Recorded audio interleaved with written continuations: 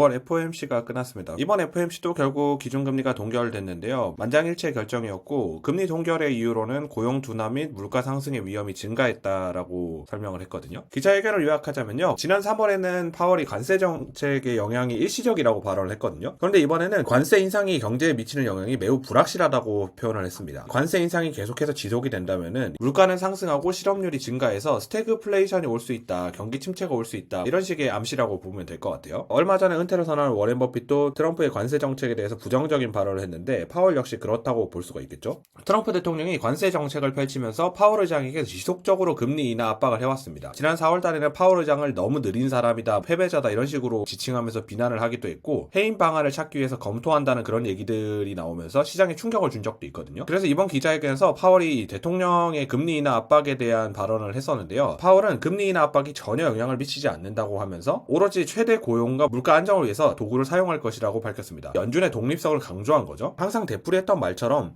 앞으로 데이터를 보고 결정하겠다는 의미로 해석이 되거든요. 이번 FOMC에서는 점도표가 공개되지는 않았습니다. 그래서 향후 금리 전망에 대해서도 공식적으로 언급이 없었는데요. 향후 금리 전망에 대해서 나타내는 패드워치에서 6월달에 있을 FOMC에서도 역시 금리 동결이 유력하다고 지금 나타나고 있거든요. 한 주 전만 해도 금리 인하가 더 유력하다는 얘기가 있었는데 지금은 금리 동결이 또 유력한 것으로 이제 바뀌고 있습니다. 이번 기자회견에서 관세 정책 영향에 우려를 표하면서도 미국 경제가 여전히 강하다는 입장을 고수했거든요. 관세 정책은 하루하루 요즘 달라지잖아요. 트럼프가 어떤 말을 하느냐에 따라서 막 널뛰기를 하고 있는데 국가 간의 협상도 진행 중인데 협상 결과가 나온 건 아직 없고요. 그렇기 때문에 관세 정책이 영향을 우려한다는 거는 그 진행 상황을 어느 정도 봐야 되니까 섣부르게 연준이 어떤 결정을 내리지 않는다는 뜻이 될 것이고 결국에는 당분간 금리 동결로 갈 것이다 라고 해석할 수도 있겠죠. 따라서 FOMC가 시작하기 전에 금리 동결이 되고 매파적인 발언이 나올 것이라는 우려 때문인지 주가가 하락을 했었거든요. 나스닥 지수가 하락을 했었는데 장 마감 때는 다시 반등을 하면서 강보합권으로 마무리를 했습니다. 시장이 엄청나게 급락했다가 반등하고 있는 중이잖아요. 이런 지수 흐름에 FOMC가 걸림돌이 되지 않는 모습을 보인 것 같은데 결국에는 지금 투심이 많이 회복됐다라고 생각을 할 수가 있을 것 같아요.